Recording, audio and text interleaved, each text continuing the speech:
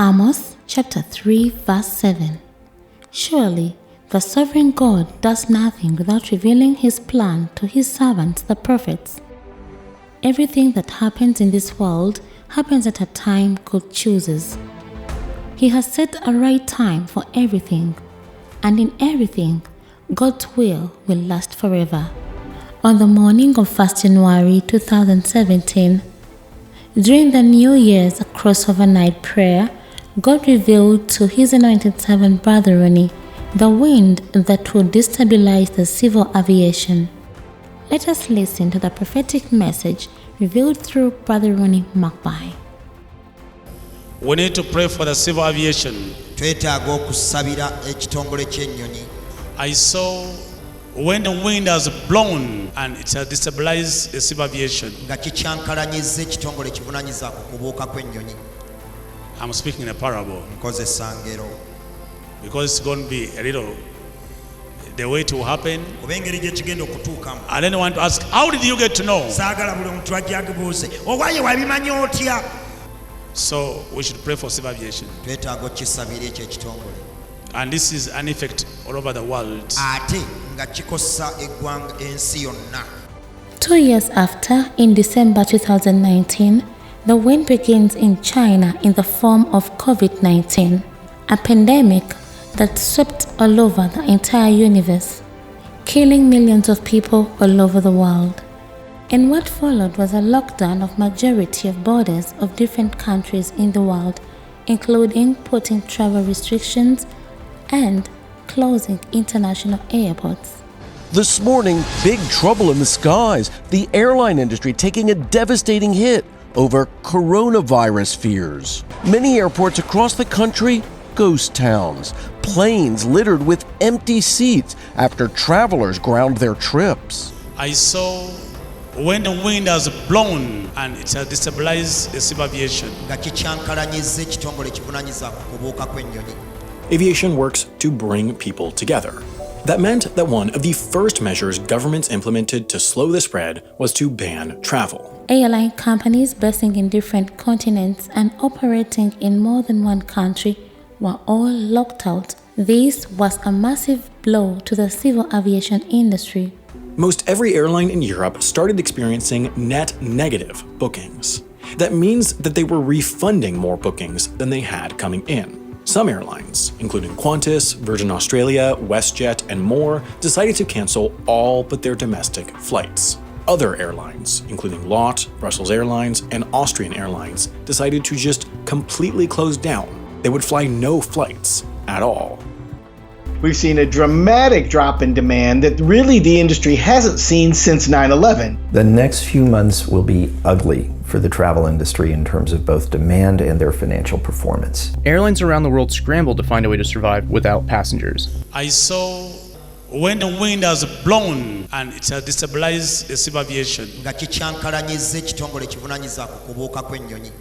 Europe and the US are two of the most culturally and economically linked regions in the world, and never before would anyone even imagine anything even close to a complete travel ban between the two.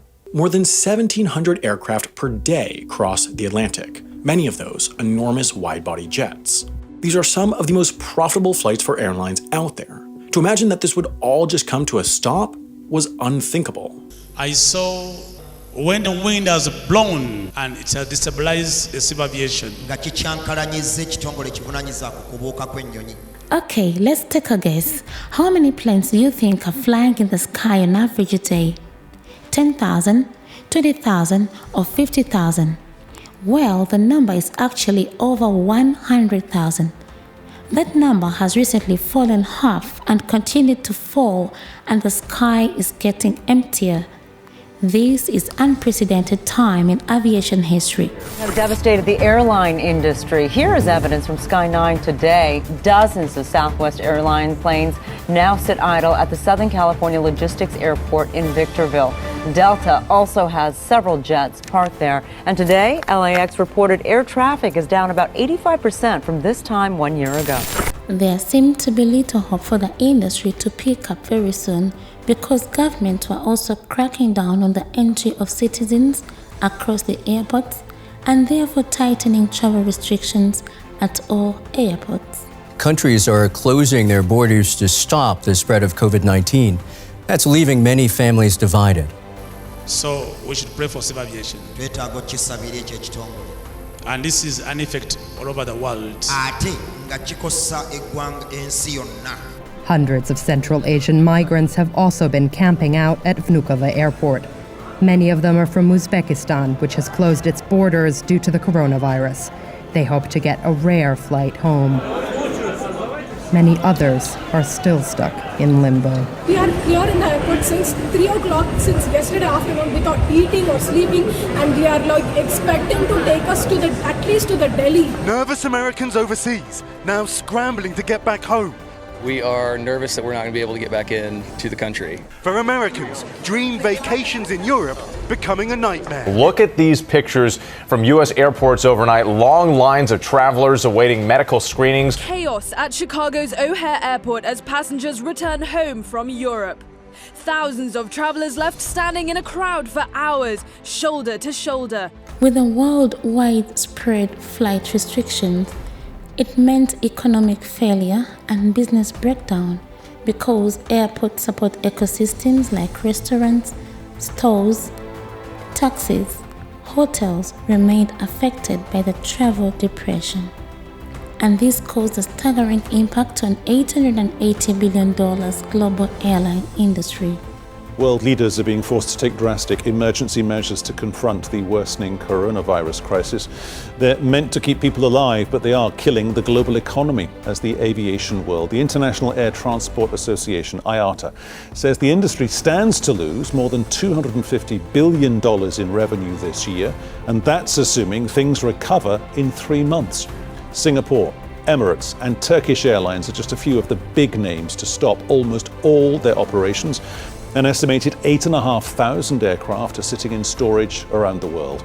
Many experts say some carriers simply will not survive.